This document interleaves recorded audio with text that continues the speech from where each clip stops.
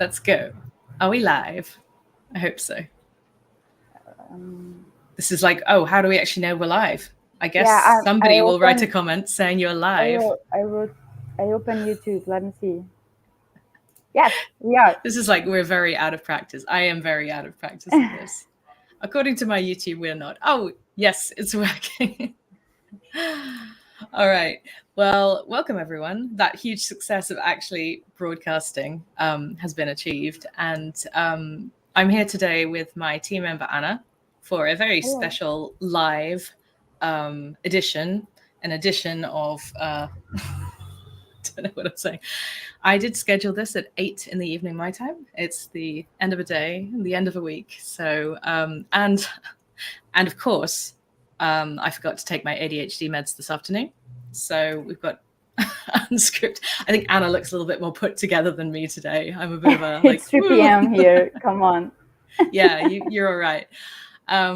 So for those of you who don't know, Anna is one of my team members who I've been working with for 3 years, almost 3 years. Almost 3 years. And she started out doing the Portuguese subtitles for my videos, which is why a lot of my videos have Portuguese subtitles on them, which is awesome. And so, you know, you're here, obviously, you clicked on this video, so you must know that today is the official launch date of the Portuguese translation of the workbook that I released. Now, Anna, could you do the honors and hold it up? Yay! And this is awesome. This has been many months in progress. Yeah, you just need to. We shouldn't have got the glossy, really, should we? Doesn't look so good on camera. I don't know. But it's very pretty. And the Portuguese edition even has a special flap. Show the flap. The flap. It's called ear page here. An ear page. Yeah. Okay, yeah. Oh, and it's got a picture of me. See, I don't even have one of these yet. This is hot off the press. So, hello, everyone. Oh, there's 24 people watching. That's so cool. And I'm going to try it. Now, this is where the struggle is to talk and have a conversation with Anna and keep track of the comments. So I'm sure I'll get to my usual confused state. I think we should like talk and then sometimes stop and look at the comments instead of trying to do both at the same time, because I think neither of us could do that. No, it's a skill, isn't it? So believe it or not, I do have some notes. I have prepared a little bit for this live today, but it's been quite a while since I last did a live. I think the last one I did was for my book launch, and I have no memory of that because something happened in the last 2 years that's just like, I don't remember a lot. I think it's something to do with a baby coming along sometime. So, you know, lives haven't really been an option for a while, but my daughter is almost 2 now, if you can believe it. So my brain is returning to normal, more or less. So yeah, you know, what is the normal, the new normal? But yeah, it's been a really long time since I've done a live, and it's really fun, actually, and a bit like exciting. So yeah, I have quite a lot of updates for you. This workbook is a big update. The other thing I wanted to mention for those of you who are in travel distance to London in the UK is that I'm doing an event with Paul from Autism from the Inside and Chris Bonello from Autistic, Not Weird. I was invited to take part in a little event. They've rented out a cinema of all places. So if you look in the description box, there should be a link to that. The other update is the reason I've been off YouTube a little bit and have not been doing as many videos is because I have been pretty much the whole of this year, I've been developing and running a coaching program for autistic entrepreneurs and business owners and self-employed people. And so we're right in the middle of that. That's going really well, but it doesn't leave me so much time to create content for YouTube because I'm still working part-time hours. So trying to cram everything into that. So what I wanted to say, if there are any Brazilian or Portuguese listeners, watchers, viewers, that's the word, out there, you are welcome to put your comments in Portuguese because Anna will translate them for me, or questions. So if you do want to speak Portuguese in the chat, you're very welcome to. So that's a whole bunch of waffle from me. I did write notes for this. But Anna is here because Anna is the translator of my workbook. And Yes. She lives in Rio, in Brazil. And so let's start by just talking about why we decided to do this translation. Like, I don't remember who suggested it first, but we definitely thought it was a good idea, right? Yes. I don't remember either. It was probably one of those things where we are in meetings and conversations, and then we just go. Someone says something, and it was just, oh, we had an idea. Yeah, the idea came just about. Like, yes, we are just gonna complimenting each other words and sentences, and then that's it. That's the nice thing about working with neurodivergent people, I think. Yes. As well. So, can you tell everyone a little bit about what the situation is like in Brazil with regards to autism, information about autism and stuff like that? We have very little done by actually autistic people or neurodivergent people in general. We have a lot of content done that goes from YouTube, Instagram, and even like books and academia publications, studies. Most of done by medical professionals, which is mainly not autistic people, and parents. We have a lot of parents doing this kind of stuff. We have a little bit of things going on. Like we have a handful of influencers, autistic influencers, but they don't have big accounts. And even though the ones that do, they chose different approach, which is not bad. It's just, it's a variety of stuff, but like they go with more like how it is for them and their lives, like individuals, not exactly going through science and everything else, which is of course is a valid choice. No one's like has an obligation to do stuff like scientific broadcasts and stuff like that. Yeah. But yes, but like what you do, we don't have a lot in here. Like you do exactly, no one. Yeah. So that's like why this was important, to just focus on that. Yeah, and the thing that I didn't realize until I think we were halfway through the translation is that I had this page of resources in English at the back of books that I felt were really valuable. And Anna had translated it. And I was like, what does this mean? And she says, not available in Portuguese or only available in English. And I was like, wow, all these books that I consider to be really amazing resources, they haven't even been translated into Portuguese yet. And so something was like, oh, actually, there's a part of you that's like, oh, why are we bothering with this? Like, I'm not going to sell many. What's the point kind of thing?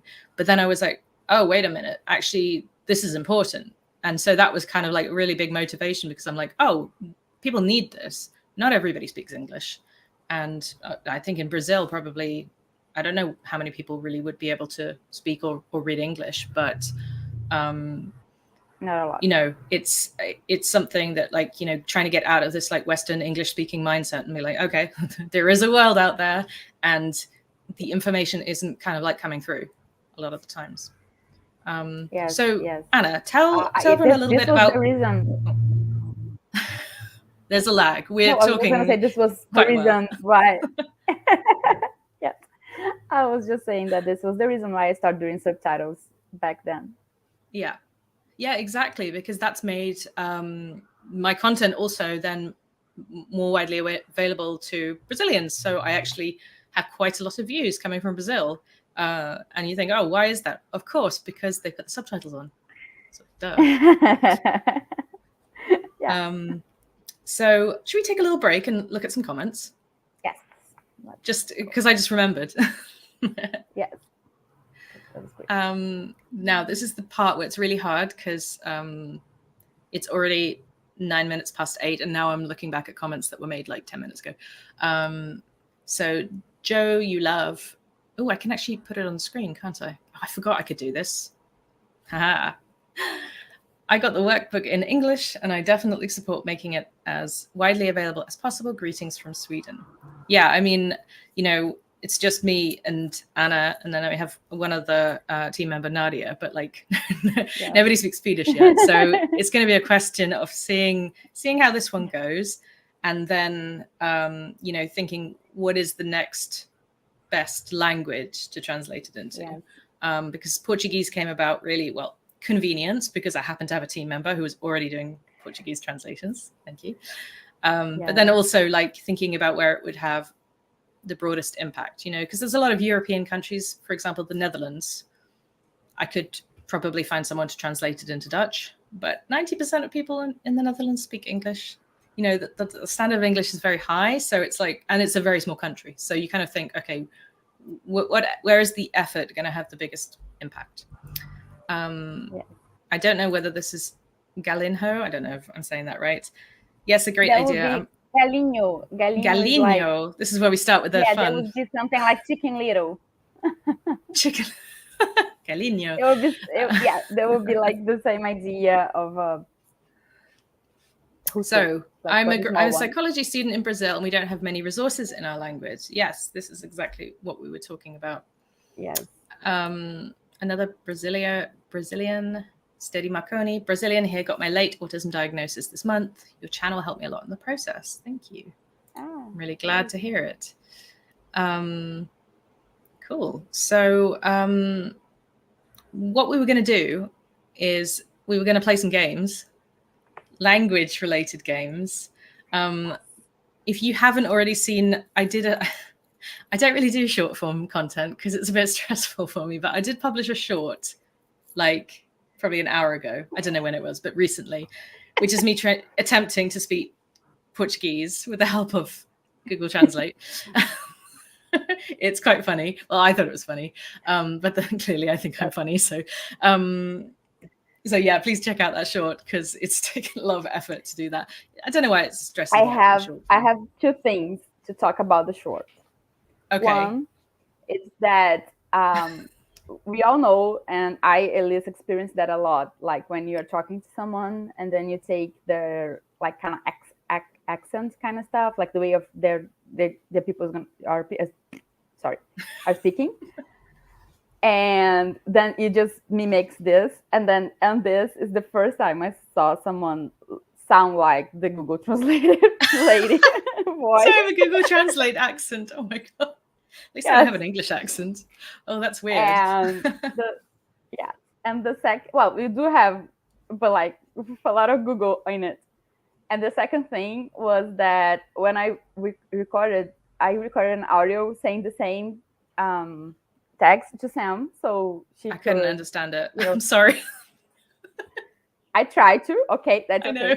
But then I go like, I was speaking Portuguese, so I will go like, meu workbook, saying with the England accent because it was an English word.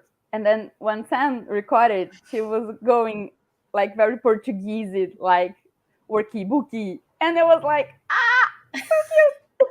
It's because that's what Google Translate told me to say. Yes, because we do that. We add E in the end of English words. So Facebooky and worky-booky. So you were trying to be proper and I was trying to be accurate, basically. Yes. I was trying to be not Brazilian. Okay. But the whole point is that you are Brazilian. So we're going to do, you got the games, right? You got some games ready? Yes. I have a little bit of some expressions. And I'm going to say them in Portuguese and then in English. You mean like, like phrases, right? Like expressions. Yes, like the dog idioms with the pole. It is idioms. Okay. Right. We call expressions here. Yeah. So I have a few, and I'm gonna say in Portuguese, and then I'm gonna say in English, and then you have to figure it out what they mean. So this is 2 times I'm gonna turn my volume up so I can really listen. Until you are autistic. Okay. To stick your foot in the breadfruit. Colocar o seu pé na jaca. To stick your foot where? To stick your foot in the breadfruit. The breadfruit. The bread. The fruit, which is bread. Yes. I'm already failing at the first bit. What do we say? You stick your foot in the breadfruit. Like Yes. pan. Bread. Okay. What? Is that like You sticking your know, foot? Is that like sticking your foot in your mouth? Like you say something by accident that you didn't mean to? No. Oh. No, I don't know if there is like equivalent in English, but it would be something like to have the most almost fun impulsivity, like if you are on a diet and then you're gonna go to a place that, you know, like it's a free buffet kind of stuff, and then you're just gonna say, vou enfiar o pé na jaca, I'm gonna stick my foot in the breadfruit, because you're gonna eat the whole thing and you're gonna forget about it, you know, about rules and for manners. So that's a very sensory experience, I suppose. I don't think I like that one. It's not literal. Okay. What is breadfruit? Out of curiosity. Well, I don't even know. This was Google Translated that said to me that this was this. Like maybe someone in the comments. In Brazil we call it jaca. So someone like knows a different name for jackfruit. Ah, somebody says jaca equals jackfruit. Yeah, jackfruit. Oh, jackfruit. I still don't really know what that is. I've kind of heard of it though. Something sweet, isn't it? Okay. I don't like it. I found that the smell like not just. So you would not like to stick your foot in a jackfruit? I don't think I would. No. Well, how big are they? Well, not literally. No, not literally or like figuratively. This. Okay. Wow. I'll figuratively I do it sometimes. Okay, next one. This is fun. Okay. I hope everyone's having fun watching this. We thought it would be more fun to do this than have like a serious discussion about the like political ramifications of autism in Brazil. Yeah, go ahead. This one, there has one with a historic factor, which is cool. It's when you say para inglês ver, so the English can see. The English can see. And can you use that in a context? Like, when would you say that? Like when you have historical artifacts that you don't want them to take to the British Museum, or like... No, that was a niche joke. Okay, the story behind, because I'm going to tell you the story behind this, and then you're going to understand what it is. Right. English prohibits the slave market back then. Like the slavery people was trafficking from Africa.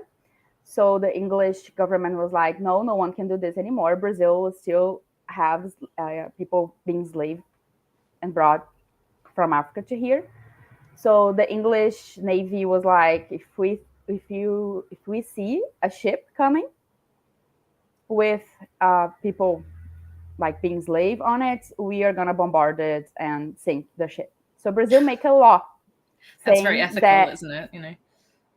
Yes, and then Brazil make a law saying that it was prohibit the trafficking, the human trafficking that was going on, but that was just for English to see, because the trafficking continue, you know.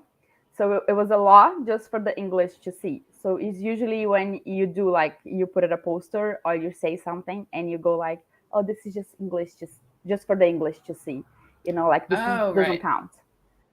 So you know, that would be like if I pretended to do this. That would be like if I pretended to publish a workbook in Swedish.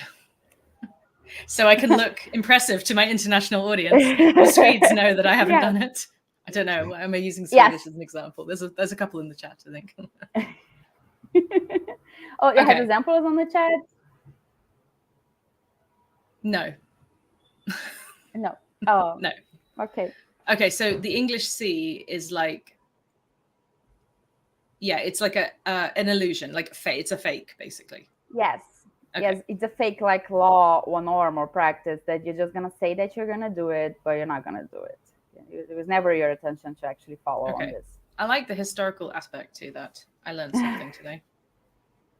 I also just love how the English are like, we're gonna tell you, and like we're gonna talk to you about slavery, like, nothing to do with us, English. No. Anyway. Yeah. Why are we talking about slavery now? Let's talk about something. Something different. The next one, it's the cats jump. The cats jump. Is that a verb or a Yes. noun? Seria o pulo do gato. So it would be The jump of the cat. the jump of the cat. Yes. Okay. So usually The it goes cat's like jump. this. I'm gonna teach you the cat's jump. I'm gonna teach you the jump of the cat. I'm gonna Okay. teach you Cats how are to good at jump like a cat jumping. or something like that. Cats are really great at jumping. They can jump really high. So it's like, I'm going to teach you how to be awesome at doing the thing that you're doing. Yes, kind of like that. But it's kind of like I'm gonna teach you a trick that's gonna make everything easier, like a hack. I'm gonna teach you Okay. the hack on this thing that I'm mastering, so Okay. you became great at it. That makes sense. Because it has Although like nothing this. good happens from cats jumping in my house typically. But, Yes. you know. Well, I never said that this all makes sense. I'm also no. autistic, so. Oh, this one's great. This was Maria's suggestion, my friend. Whistle and suck the cane. Assobiar e Excuse me? chupar cana. The cane, as in like a walking stick The cane, like sugar cane. Like sugar cane. Candy cane. Oh, sugar, sorry. No, the sugar cane. Yeah, I got it right. Sorry. The plant. That plant it's extremely hot here. You do sugar. Say it again. Whistle and Whistle, suck the sugar like, cane. Yeah. Suck the sugar. I know what whistle is. Whistle and suck the sugar cane. Is that like mind your own business? Like shut up and eat some sugar? No, but that would be good. But no, this sense. is like doing the impossible, because it is impossible to actually. Oh, right. I was more thinking of it as like a set of instructions. Like first you whistle and then you suck the sugar cane. And both of those things mean that you can't make any noise. So, Yeah, no. Time for me to make up my own idioms. That would be a good thing. Okay, so but no, wait. is it because like you're gonna be busy trying to do the both things at the same time? Mm-hmm. And if you do it, it's because like you can do the amazing thing. Okay, right. The house saint, don't perform miracles. Santo de casa não faz milagre. The house saint, like church saints, like Saint Anthony. The house saints don't perform miracles. Don't perform miracles. Play along at home, everyone. This is quite fun. Okay, let me think. Right, the house saints don't perform miracles. Is that something like a mom would say to her kids? Like, don't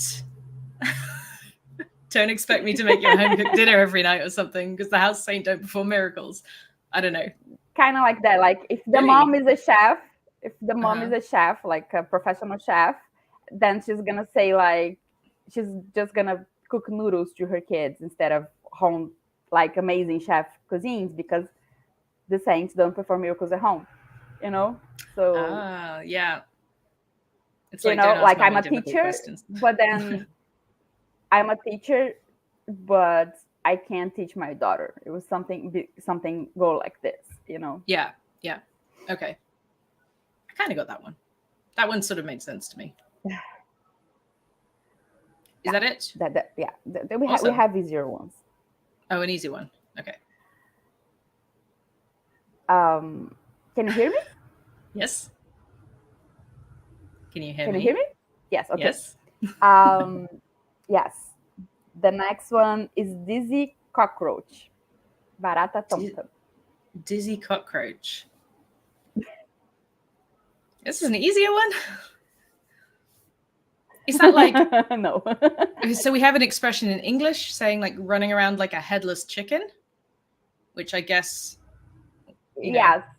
So it's kind of like it's similar, like when you're running around with you're going around no direction, okay. Not knowing what you're gonna do. Yeah. Okay. Yeah. A dizzy cockroach. That kind of makes sense. Yeah. To peel the pineapple. To build it. Descascar o peel it. To peel. Take the peel off. Okay, peeling a pineapple, that is. Peel it. Yes. That's an uncomfortable, difficult thing. Is that like, oh God, what's the English expression? Yes. Is that like when you're talking to someone and you're trying to get some information out of them, but it's not happening? Like drawing blood from a stone, we say. Like it's a really difficult thing to do. It could be, but it's usually when you say pineapple, you're talking about a problem, because right, it's a tricky problem. Stuff. So it could be like any. So like when we were trying to publish the book and we cannot find a place to publish at first, that became our pineapple, and we had to peel it out. So we have to figure it out how to actually get to the pineapple that will be the book being published. Let's tell a story about that. That's a good story, actually, because basically the translation was finished quite a few months ago. And it's actually been on Amazon like internationally, except Brazil, for a while.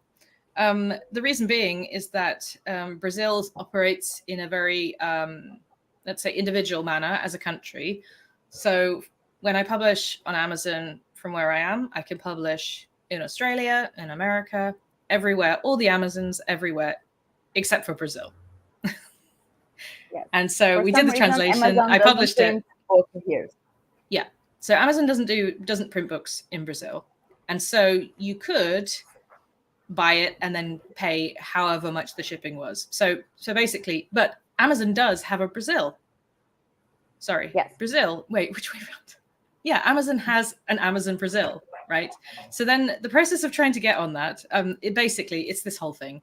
And so what we ended up doing was finding a print-on-demand service called UClap, which is like UClap, I guess.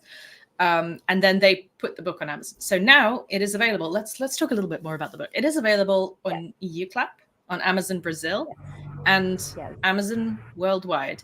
And I can't pronounce the title of my own book, but maybe you could say the title. Say how to find it. Acho que sou autista e agora. In English, there would be something like, I think I'm autistic, now what? Can you say that again and I'll try and say it? Acho que sou autista. Say it slowly. Acho. Acho. Acho. Acho. Acho. Que. Acho que. Sou. Acho que sou. Autista. Acho que sou autista. E agora? E agora? I can do that bit. Very good. What now? Acho que sou autista e agora? I don't know why I'm doing this. You like the microphone's fine. I'm just like, are you hearing this? Because I talk like this all the time. This is why you're hearing me. Yeah, probably. Yeah. Cool. Because so it means we had to change the name in Portuguese because if we literally translated, it would be very passive aggressive in Portuguese. Like, so you think you're autistic would sound like. So you think you're autistic? Yeah, really? It would sound. It doesn't have another way of saying. So you think you are something without sounding like. So you think you're autistic? Yeah. So we have to figure it out different options. And I make sure that this was not just my impression. I asked a few people, and all of them agree with me. All of the 3 people that I asked agree with me. Yeah, I mean, but like of my sample. You know what? So now we have 4 native Brazilian speakers versus like 1 English speaker who using Google Translate. Like, I think it's fine. And I just want, like, can everybody just say well done to Anna for doing this, because it's amazing. You've been working at university. You've been published in a book. You've been doing all these other things. You have a kid as well, like Superwoman. And then getting this translation done. Exhausted Superwoman. That's okay. And getting this translation done on top of that is like such an achievement. So congratulations to you as well. And like it's been so great doing this. And like it was only towards the middle to the end of the project where I was like, oh, this is needed. So we were having thoughts about what next, or maybe future resources for Portuguese, but we have no plans yet. We just need to take a little break now. We've been working very hard. Yes. And you need to make sure that this ended before it started to think, because we are 2 autistic ADHD people, like, so we're like more exciting stuff. What's Yes, next? and you have like 100 different ideas while we're still talking about this book, and then one of us go like, okay, stop, let's just do this. Let's finish Yeah. this translation, this book, and publish this before we start something new. Because we were like in January, oh, this is very close to be the end. We're very close to publish this. It's very close, and it's not. Yeah. We got there in the end, though, and that's the important thing, you know. Yes. And Yes, I it's doubt it. now I had 2 doubts. days I had before. doubts. No, I believed it. I believed in it the whole way through. And it's now, the publication date coincides with Autistic Pride Day which is the 18th, right? Yes. On Sunday. It's on Sunday. Yes. So that kind of worked out quite nicely, I think. Yes. As well. Yes. And we were thinking about doing a Valentine's Day thing here, and then we're like, oh no, Autistic Pride Day. You were like, what can this coincide because in with? Brazil, Valentine's Day is celebrated on June 12th. It was last Monday. So we were like, can you sell the book saying that's a Valentine's Day? And then I will love yourself. No, how about Autistic Pride Day? Yeah, love yourself. I want to look at this comment. Translation is an art form. Well done for both of you for getting it done. Well, the well done goes to Anna, because I just said, translate it into Portuguese, please. And then we messed around and had a load of meetings, but it got done. So well done to Anna. Yes. Thank you. Yes, I do believe it's a form of art, and I'm passionate. I wish I could learn a lot of languages, because I always feel like it's not 100% accurate, the translation. So I tried to make it the more correct as I could, but like, of course, some expressions are not exactly the same. So we have to improvise. Tell me about the expressions. Like, what are the things that you struggled with translating? You said something about like autistic specific things. I think info dumping was one of them. Yeah, there's no Brazilian info dumping. No, no info dumping or like masking there is, but most people don't use it. We still use the English word masking. Meltdowns, shutdowns, because again, a lot of stuff are coming from people, like all the influencers, Brazilian influencers, get the information from outside, like people from abroad, usually in English. So when you don't know how to translate this, because there's not a word for it, you continue to use just that word in English. And this is not just on neurodivergency. We have that on the feminist movement.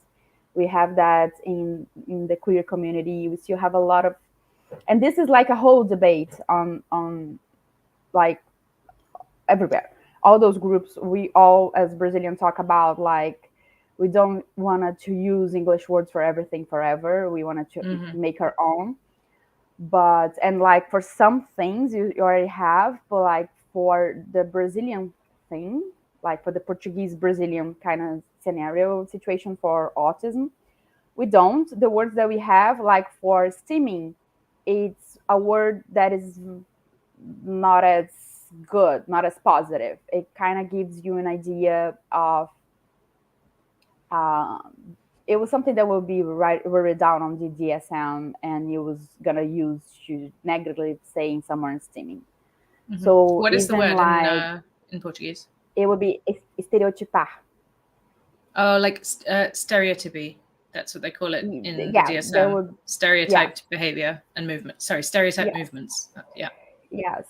So there's nothing less formal. It's not just formal. It just became a word, like usually a therapist is going to say to a parent to say that the kid needs to stop doing that. You know, it's not used. Some people are going to use positive because, you know, people do what they want. But like most people just shifted to stimming altogether. So, I stim. And then we have like a way of making words Brazilian, like stimmy. Stimmy bookie. Stimmy bookie. Sabe, or like, I can't think of anything on top of my head, but like we can make English words sound like verbs, but like adding stuff, Portuguese stuff. So these words were kept in there. The hard part for me, and I talk about this on the section of the book that I wrote that was just my own, like I was explaining some things, and this was one of them. because I do believe that we do need these words in Portuguese. But it would be, I could not like choose those words by myself. Like, this is gonna be the word for meltdown from now on. One, because I will have to explain this for everyone, and two, it will be a huge responsibility that I don't believe this should fall in one person. Like, I think this is gonna come from debates and more debates and stuff. Yeah. But the things that I had more trouble with, it was stuff that does not have usable translation in Portuguese, like coping mechanisms. I actually had nightmares with that, because I ended up choosing one expression that was not the original translation, even though the original translation would make sense. I do believe it makes sense in a way that could being open up to misunderstandings, because the translation would be, instead of coping, it would be something more like facing mechanism. So something that you do to face the problem. And I don't believe that's the case when you were talking about coping mechanisms. So I changed for adapting mechanisms. So because we don't have like, so there's no word for coping mechanisms. No, we don't. So how do people cope? There is. What do they call it? We don't. Well, that explains a lot. If you don't have a word for it, you can't do it, right? Yes. Well, we do it. Of course, we do it, but it would be different words that's not gonna be on the same context, and then not make sense. Other one that was harder, it was like small talk, because the word for small talk in here, it would like the closest one that I got, and this was, it actually came from a talk with Paula. She's on, I think she's Brazilian, but she lives in Portugal, and she's on Discord.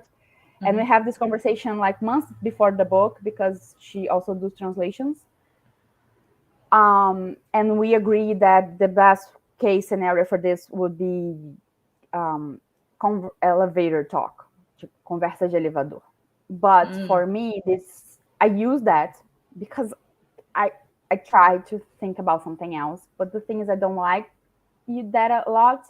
It's not that it does not make sense, but it is something that is very abstract. It's not literally, it's a metaphor.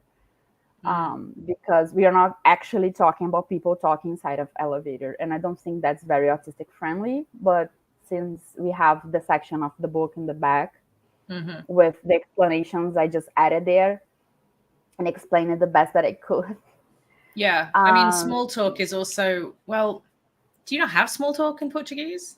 Like, is that not, so it's just not a concept, really? It is. We talk about elevator talk. We actually said this. that is actually what you say when you're talking about, like, you're in an elevator with someone and you make polite conversation, kind of. Yes.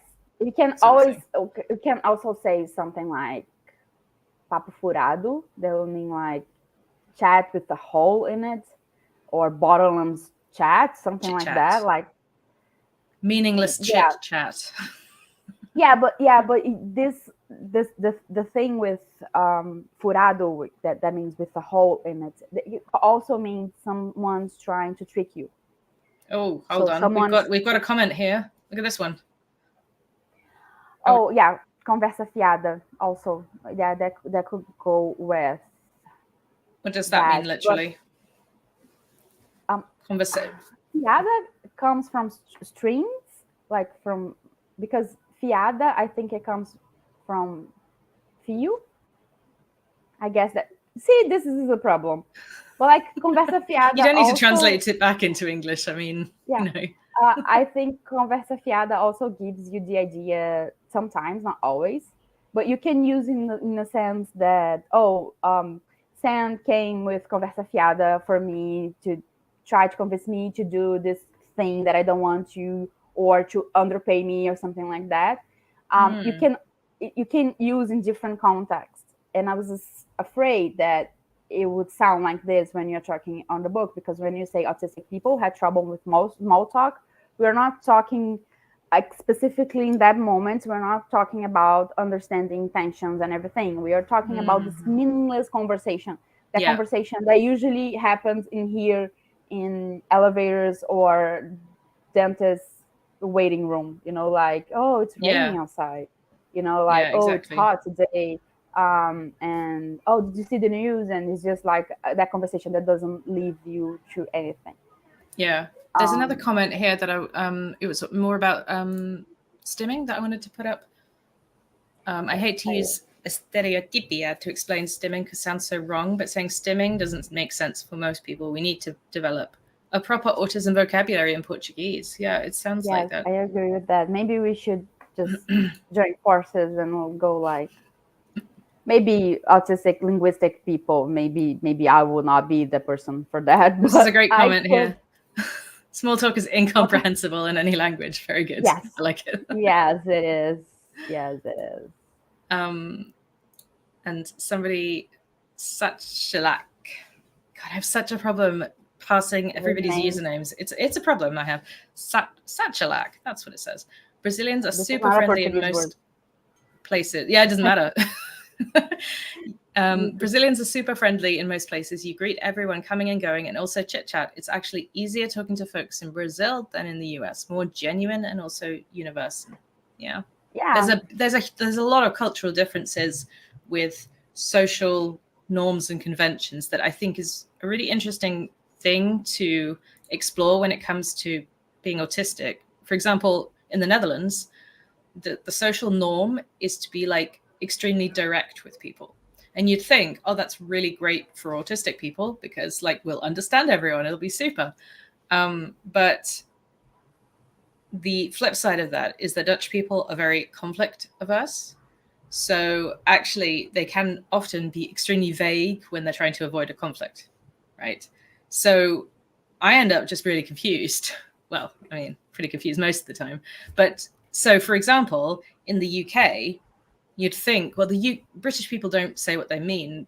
British people pretty much always say the opposite of what they mean in like social conventions and stuff like that. Obviously, having grown up there, I've kind of learned those rules, kind of. So I do sort of get that because I've had repeated exposure and I kind of understand certain things of which I have probably forgotten because it has been now 10 years since I lived in the UK. But, obviously there's an aspect of you live in a different country and everyone just thinks you're odd because you're a foreigner. Which is like, okay, yeah, I don't need to abide by any social conventions because, of course, I'm odd, I'm British. Well, sort of. Yeah. Well, yeah, I experienced that here, being Brazilian and people saying I don't look Brazilian. Really? Yes. I had you don't look autistic or Brazilian. Yes, I had a school teacher that would call me the French girl. I don't even speak French. I'm starting to learn. Well, because you look French or something? I don't know. He said that I will look like from the aristocracy. The French aristocracy? Yes, maybe because I'm super white. I don't know. And I was more like, I was going to use my hair. I was more formal than I am now. But for me, I'm still Brazilian. That doesn't change. That is the strangest thing. I don't understand how people make comments like that and don't think. I mean, I maybe made comments like that when I was a teenager, and you learn that he was an adult. Yes. Yeah. And I remember being very shy. I think he was just trying to be friendly, and I think this was one other thing. People sometimes confuse me as being extroverted and talking so much, but usually I'm not. I can be when I am masking a lot, or if I am with other autistic people or people that I know for a long time, but usually I'm not. I'm very put together. And on my teenage years, I was even more like this, let's say shy. So I was just gonna, be more quiet. And I don't like physical touch from people that I don't know, which in Brazil, this is like, usually you meet a person today and they are gonna hug you and kiss you and on your cheeks, and I hated this. Like, one of the best things that we have on the pandemic was people losing this a lot, and I don't have to be scared. Like when I was pregnant, I had trouble, and I actually got into fights, like verbal fights with people, because people think here in Brazil that you can touch other people's belly because they have a baby in it. like their Yeah. belly is not their own. They have also this with kids. So I never liked this. I was never a person that goes like, oh, hey, nice to see you, and hug a person that I never, or that I don't have a lot of intimacy with, like it's not an old friend, or even some family members. I don't have this. I don't like, and I have days when I am sensory overload, but at the time I did not know that I was autistic. I have days that I don't want to be touched, I don't want to talk. I am like non-verbal sometimes, so I'm more quiet and everything. So I guess people would say that I'm not warm as a Brazilian person would be. Also, I don't like samba. Well, I do like the music. I don't like go to the party, but that's in any music. I don't go to big concerts or parties and everything. I don't go out on carnival. Again, not because of the party. It's not something like Morley or something like that. I think it's beautiful to watch on the television, but it's warm. It's actually hot. It's not even warm. It's hot. It's February here. It's crowded with sweaty people and cheap beer, and everything is like dirt on the floor, and strangers try to kiss you. People that I never see, even when I was a teenager, would be like, I don't know if that person brushed their teeth. I'm not gonna kiss them. Like tongue kiss on the street, and they just want to kiss you and move along. This is not for me. And and then people go, oh, you're not Brazilian, because Brazilian people like this. But it just sounds, everything that you're describing just sounds like you're autistic, really. Yes. I'm like, yeah, it sounds perfectly reasonable to me. It's just like living in Brazil, right? And that was one of the magics of getting my diagnosis. I met other Brazilian people that think like me. I'm just putting up some comments while we talk. Yes, long-term Brazilian follower here. Yay. Yeah, well, you're probably here because of Anna doing the subtitles. Bad signals, I'm not staying. Just wanted to say hi and how thrilled I am that Sam's workbook is spreading. Love it, and her channel has helped me so much. Much love. Thank you so much. Great. You're probably not watching anymore, but thank you. I appreciate it. And there maybe they come back to the thing that is recorded. Talking about phrases.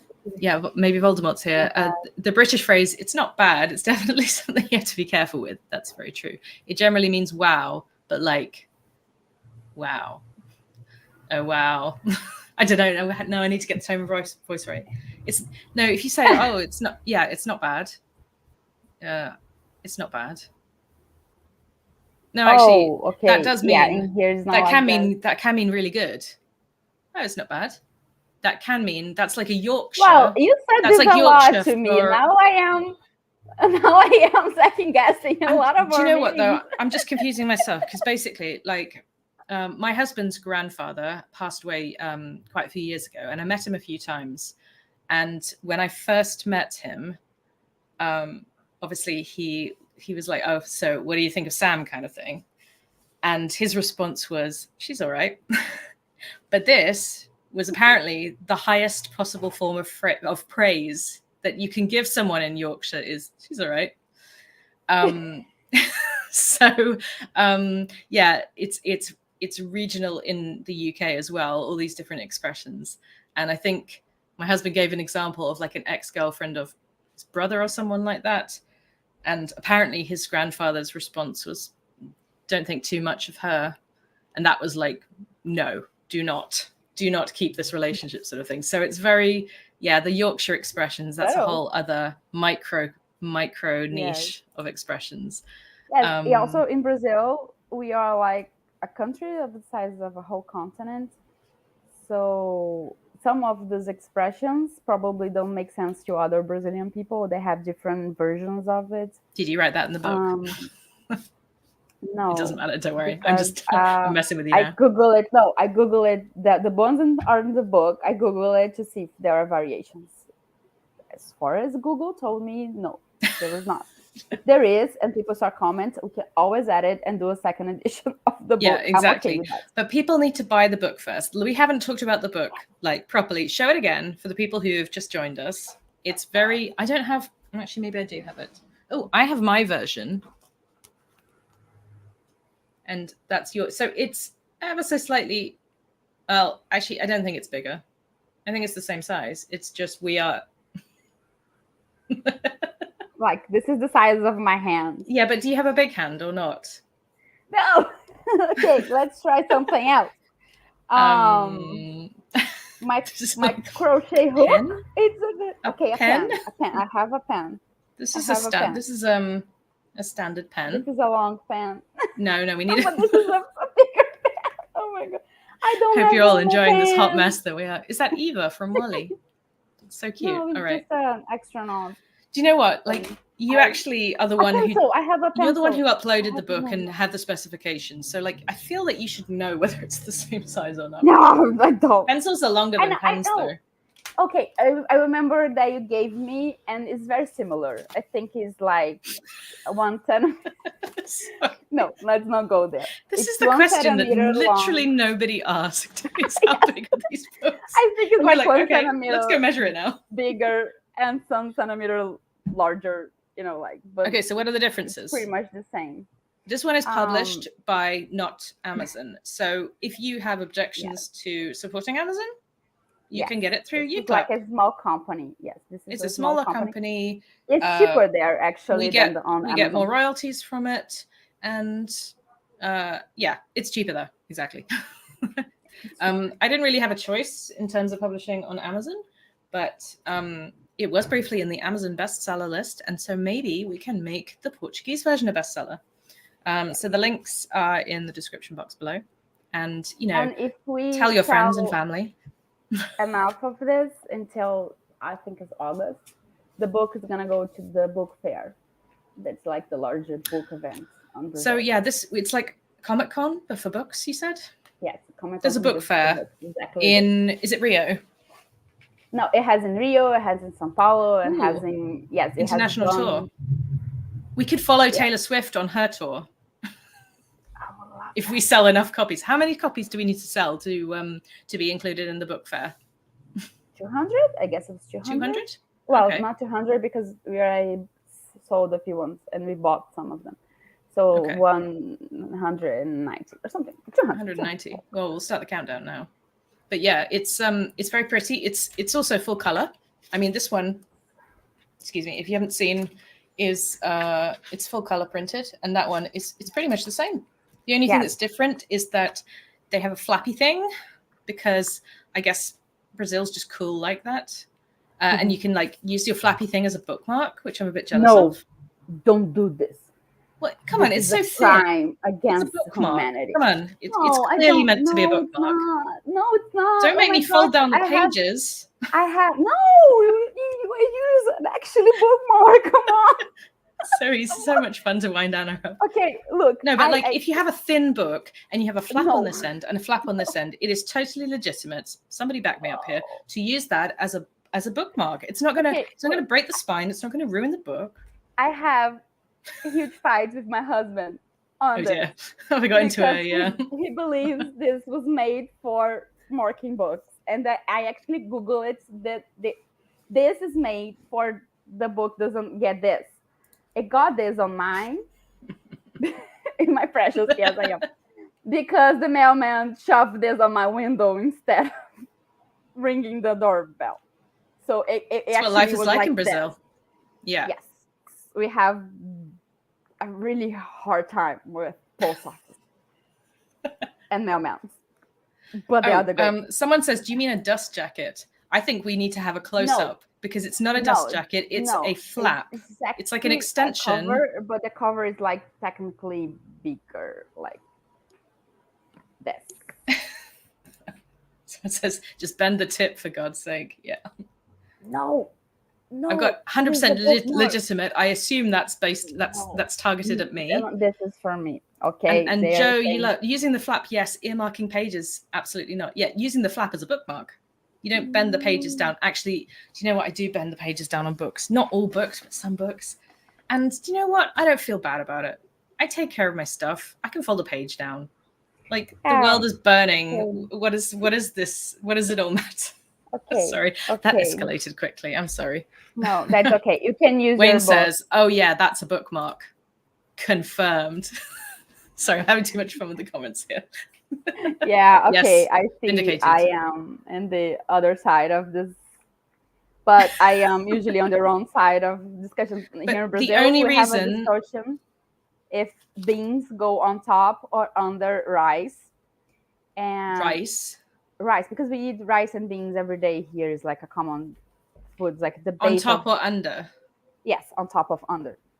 I that choose this is a under. whole Yes, I choose under because this is how my you, grandma served you me put when the I was a kid. food under the rice. No, I put beans, rice, and then whatever I'm gonna eat around it. Is this an Anna thing or is this a Brazilian thing? So the Brazilian thing is actually rice and then beans. Yeah, that because that's yeah. I'm gonna try But not to be too insulted. I was like, that's how you eat rice. But yeah, you know, so people usually say that. I don't want to That's explain how to okay. eat rice to you. But on the other hand, I mean, Yeah, most people do, and I understand their point better than I understand the flappy ear bookmark situation. I do understand that, but I don't agree with that because, but then again, this is a habit for me. But again, I am also in the wrong side of things here, but not with the toilet paper. I am on the right side with the toilet paper. I like this one.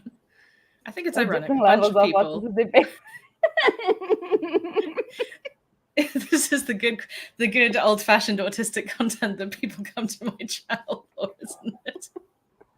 We are having loads of fun, actually. I'm having fun. Yes, I don't know how many people are watching. Okay, this is like so fun.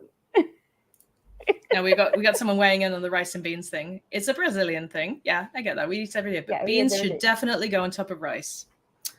Is this just me getting the internet to like tell you you're wrong? Because I don't really. I feel a bit like we're ganging up on you. Yes, yeah, that's okay. Now, this I acknowledge that I am doing wrong, but I cannot do it the other way around. I try it, and sometimes I even like try when I am in public, so kind of like a masking thing, so people doesn't brought it up. But I have to actually focus on remember this because it's natural for me, just beans and rice. And people go like, "This looks like a soup. This doesn't look like food." I mean, yeah, it's weird, but ultimately it ends up in the same place, doesn't it? You know, I actually once had this is kind of related. I once had a woman who I was like buying bras or something. So she was the woman who worked in the bra shop. She told me I was putting a bra on wrong. I was just like, okay, so and it was one of those moments where I was like, am I doing this wrong? Like, and you know, I wasn't like a teenager. Wrong way to put a bra. Well, okay, so I don't know how many women or people are watching, but like I put it on, put the clasp around, turn it round, and pull it up, right? Yes, this is how I do it as well. This is wrong. And she like criticized. She was like, "Oh, naughty! You shouldn't be doing that kind of thing." And I was like, "How the fuck am I supposed to get a problem?" I think she was one of these people, and I'm like, okay, but I have really long arms and a really small rib cage, so like my hands are already crossed. Like I can't make them touch at that point because my arms are too long. I can make this is that viral content we were talking about, Anna. Yes.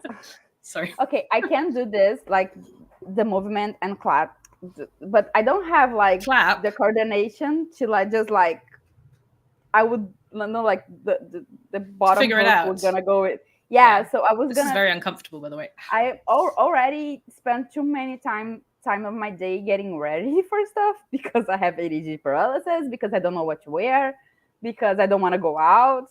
Imagine if I tried to put my bra like this. I would, I would never be on time for anything. And it's not even like sociable acceptable to go like, I could not close my bra, so I am late. Like, oh, Sam, sorry, I got late to our meeting because my bra was not closing. Because I found out I was doing it incorrectly because people on the internet told me I was. Where did this conversation end up?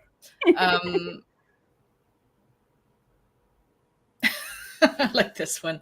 I also need to eat the rich on top of beans, otherwise it stresses me out so much. Well, I meant the rice, but I'm not taking it back. I love it. It's the rich. Yes, it's the rich with beans. I only started to cop my autistic traits by watching Sam's content, which was a shock.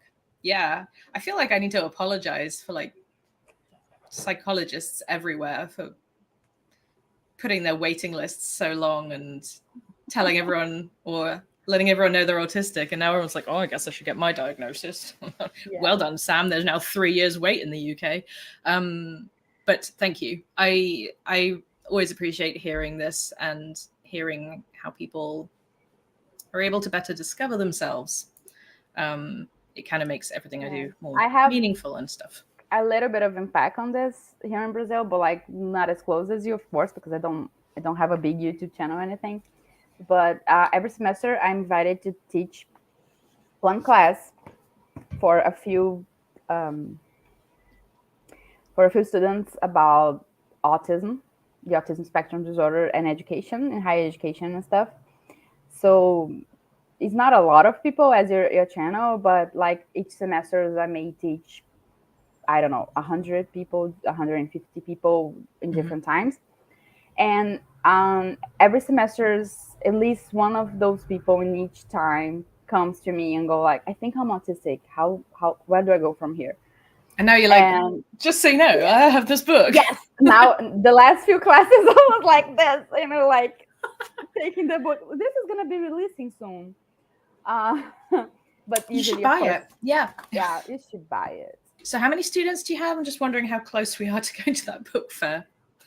Well, they're not my students, they are for other professors, but I get invited to teach. It was, well, they asked me about diagnosis. I think we have 10 so far.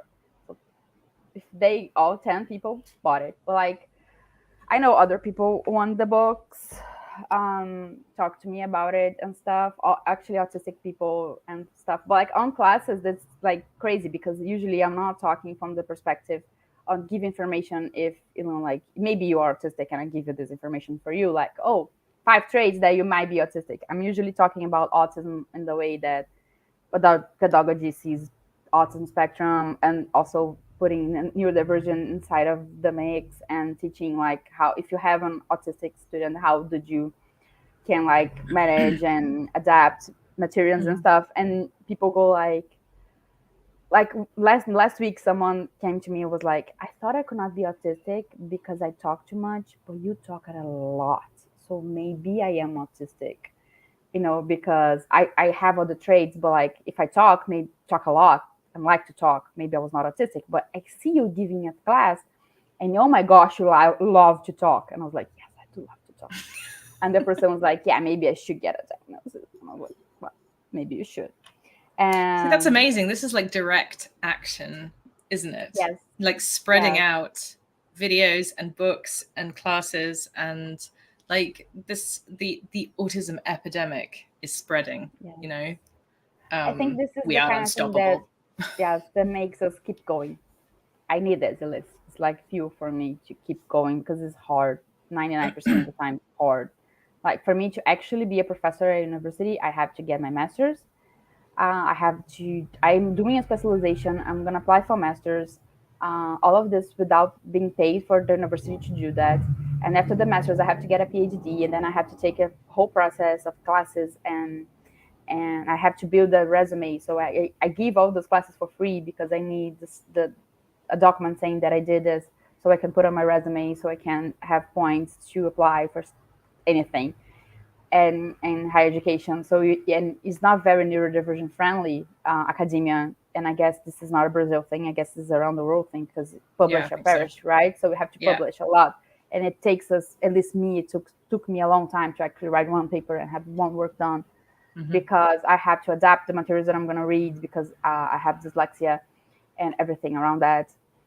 And then sometimes I go like, maybe this is not the way for me. Maybe I'm done. And then someone goes like, oh, maybe you can give a class. And then I give a class. And then like one time it happens that a woman like my age, she came and she was crying, and she was like, I raised a girl. She was just diagnosed with autism. And I thought all the doctors only talk about her deficits and how all the things that she's not going to be able to do. And you were talking in a positive way about autism, and see you here that you did university, and even with struggles and everything, you got it here, and you are teaching a class. and you are a mom and you are married and you are like kind of independent and stuff, gave me hope. So thank you. And I was like, oh my gosh, I never wonder that. Sometimes I wonder if there are autistic people listening to me, but I never wondered that I could have this kind of impact. Like someone that they just got a diagnosis for a kid, they helped, they are caregiver to a kid. Yeah. I mean, I So, think and those then are I the was like, people oh, who they're the most vulnerable, and they are yes, the people that corporations and they're the people that get preyed on. yes. At the moment, we're doing some research for another bad autism science video, top secret, but it might be about broccoli. And Oh my god. and Top but this is secret, but here's the spoiler. one of the things is that whenever you look at, there's a lot of things online, loads of stuff on YouTube about broccoli and autism kind of stuff, and you read the comments, and the comments are just full of parents who have lost hope and they're desperate and they don't know what to do and they're confused, and it's sort of like, I wish I could, maybe I should be making content towards these people, and I wish I could tell them that like it's going to be all right, and so yeah, it's going to be all right. They're there, kind of thing. But like it's, people go on a lot about autism mums and whatever, but being a parent, like I'm a parent who's autistic and has undiagnosed but neurodivergent kids, and even I struggle. Like it's hard to raise neurodivergent kids, Yes. and I understand what's going on, and it's still hard. So I can't imagine how hard it must be to not understand, not recognize, and do the best you can as a parent, and it just doesn't work. So there's a lot of divisiveness on the internet, like autistic people versus autism parents, and I'm just like, well, the autistic parents, we're right in the middle, and we kind of see both sides because we understand the challenges of being a parent, let alone an autistic parent, let alone parenting neurodivergent kids, versus like also having to take care of our own needs. And honestly, sometimes it seems like both sides are just like, like they're both missing the part of what the other one is saying. They're both missing a perspective, right? Yes. No. Yes. Should we look at some comments? Yes. So maybe Voldemort says, might be a stupid question. How expensive is the book in Brazil, and is there scope for us putting some money together to donate some? Just aware there might be places which can't afford it but could really benefit. That's not a stupid question. No, I don't know how expensive question. It is actually. Where's the clip? Wow, okay. It's 56 and 60 cents in reais. That would be 10 euros, I guess. I don't know. But that's like, this is not expensive book, but that does, if you look in other books, if you compare it to other books, it's not expensive, especially because it's on colors and everything. And it is a translation from a book that was a bestseller. If like this was done by a different brand or person, it would probably be more expensive. Mm-hmm. But in other way, that does not mean that this is affordable to people. Yeah. So you have the both sides of this. Like I myself will have to probably, especially on the situation that I am right now, financially speaking, which is not very different from the situation that I was a few years ago. Like I'm talking this because Voti knows me from Discord. I would have to save up a little bit to get this, because it will cost as much as the gas that I used to cook in my house for an entire month. Just to give some perspective, like half the cost of one of my medications. So it's not just something that most people, like probably most of those students that I mentioned from higher education, they probably cannot, because we don't receive payments to do research at university. We do receive what they call scholarships, but it's not like livable wages. It's not wage. It's crazy. I just don't understand how people are supposed to do anything, without any support. Yeah, like that. The idea is that we don't do it. This unless is you're rich. Yes. Yeah. And it's not even like, oh, I'm reading into things. The last educational, I think it was the education minister or something, said something like this: college is for rich kids. Poor people should just do to technical professions and everything else. Nothing wrong with professional education if you just want to do that, but that does not mean that people like me cannot go to higher education. It's not like, Yeah. Let's not do this. Yeah. They also want to rate taxes on books. I think that this Don't want people reading, don't huh? work. To answer your question, though, is there scope for us putting some money together to donate some? There absolutely could be. Yes, We'd have to think about where we would donate it to, or like how, who, how, where, that kind of stuff. Yeah. But for sure, we can definitely do something, or I can donate something. But we just need to talk about, where we could, where would be the best place. Well, I can search some places, but I can, from the top of my head, some university groups. Most bigger university here has autistic groups. It's not like funding from the university. It's just like students.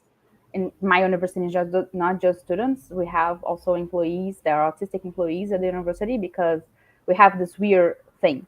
If for being to work on a federal or state a public university here, you have to take a whole process, taking a test and everything else. And if you're a parent of an autistic kid, you have a bunch of rights, like you get to work less hours and sometimes make more payments, and you have more medical leaves and stuff like that. But then if you are an autistic person and needs this, they don't know what to do. So because like no one knows what to do with autistic people that they're just so surprised to see you, I guess. Yes. So the same goes. So like students, and we have people that actually works like and the admission and then administration office there. They're also autistic and everything, and then we are organizing ourselves to try to make action as a collective of people. But a lot of university has this in here, and one of the things that these groups provide is like when you have people that goes like, oh, I think I'm autistic, and then they go there and try to talk, and some of them, like the Unicamp that is on Campinas, São Paulo, they had like this, they got medical, I think it was psychologists or something, to go and then help people for free to get diagnosis, so people don't have to wait long in line and from the public services and everything else. So I know those places exist. So maybe we can check. Yeah, absolutely. That would be a good idea. That would be really cool. And then if we buy the books, then it can go up the bestseller list. Yeah. Like, how can I make this benefit me? No, I'd really love to. I'd love to donate some books to that sort of thing. So let's figure out a way to do that. Let's look at some more comments. I found out I was autistic recently. Your channel's so helpful. Thank you for helping me understand myself more than I did before I was diagnosed. Thank you. That's very kind. And I'm really glad that it's helped. The best thing about the workbook is how friendly it is. It really helped me recontextualize all the diagnosis criteria, especially. Thanks again. Thank you. Yes. And then James says, it was Sam's anecdotes as much as anything, because I'd done all of that in the alexithymia video. That's me. My anecdotes. I'm like, this is probably an obvious thing. I'm known for my anecdotes. Do I give a lot of anecdotes? I suppose yes, maybe I do. Yes. No, not a lot. Some. The right amount. Helpful. The right amount. Yes, and appropriate. I'm not deficient in, I don't know. I definitely am deficient in something tonight. It's extremely hot in this room, by the way. We've had no rain for 34 days now, and it's not actually that hot outside, but my house is made of poured concrete, which just absorbs heat. And now I'm in the attic. And so it's probably about 28 degrees in this room. I've got a fan pointed at me. It's doing pretty much nothing. So I'm 28 degrees, like Celsius? Yeah. Oh, okay. Like in the room. I think it's probably once I'm done with this, I'm going to try and open this window a bit more. But yeah, it's not that hot outside. So I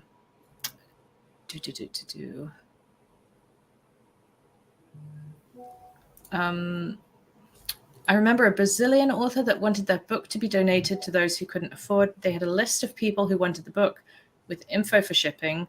Then people who wanted to help would donate the money for the books, and the author would buy and send the books to the people on the list. It worked very well. That could be a way of doing it. Yes. We can try and figure something out, I think. Yes. But I don't think we can figure anything out right now. No, because my brain is more on making funny comments about Portuguese words. That's a great idea. It's a good idea. Yeah, we can talk it over the meeting and everything. Exactly. Gosh, it's 9:15. I was like, we're gonna just do a quick one, 45 minutes, and then I'm gonna be stopping. And then we were like, so excited, having too much fun. Okay, let's do some me speaking Portuguese stuff now. Teach me how. Okay, we were gonna do something where you try and teach me how to say things in Portuguese, or you had another thing that you wanted to do. No, let's do this. Oh, okay. What should I teach you how to say? I don't know. Give me an idea. My brain got blank. Thank you for watching, and good night, everybody. Obrigada. Do I have to do the voice? Obrigada. Yes, it has to be a sexy voice, of course. Yeah. Oh, I don't have one. Maybe a Google Translate accent would do. Okay. I don't know how to do any of those. You got the hair out as well. Yes. Yeah. You say sexy, so I'm trying to the hair is gonna be sexy, not the voice. Because let's go with sorry. Thank you for watching. I hope everyone's having a good night. That was it. Someone help, I can't remember. No, just good night, everyone. Like to sign off the video. Thank you for watching, and good night, everyone. But it's night here, so it makes sense. Obrigado por assistir e boa noite para todos. Yeah, I'm gonna have to get Google Translate out, aren't I? Obrigada. Obrigado. Obrigada, because you identify as a woman, as like a cisgender woman. Obrigada. Oh my gosh, that's going to be confusing. Sorry, say again. Obrigada por assistir. Obrigada por assistir. With an S. Oh God, I need someone to write this down. Like, do you know what? This is an auditory processing thing. I have learned a lot of languages in my life, and I consider myself really good at languages. If somebody says something to me, I'm like, what are you saying? Like, if I see it written down and then I hear it. Okay. I'm going to write it down in the comments. Okay. While we wait, let's just put this one. I used a workbook while preparing for my autism assessment. I'm now officially autism. I'm officially autism. Sorry. It's getting late. I'm getting silly. I'm officially autistic just before my 48th birthday. Congratulations and happy birthday. Right. Obrigada por... So say it again now. Thanks, Karina. I've just seen yours. Obrigada por assistir. Obrigada por assistir. E boa noite para todos. E boa noite para todos. Pretty good. Is that okay? Good. Yeah. Boa noite. Boa noite. Boa noite. Sorry, I'm thinking Bella Noche now. No, that's not Italian or Spanish. Portuguese is Boa noite. Boa noite. I don't know why I'm doing this. I'm like, I'm a DJ. Yeah, it's very... No, you look like people in reporters go like... Oh, yes. And reporting live and a boa noite. Yeah, exactly. We actually have like one national news thing on the television that the boa noite is the classical moments, and you have clips from the whole history of they are going like boa noite and boa noite. Usually, I think 99% of the time is a man, and like a white man go boa noite, and that's very iconic here. Should we try and sign off then? Yes, of course. In Portuguese. Obrigada por assistir e boa noite para todos.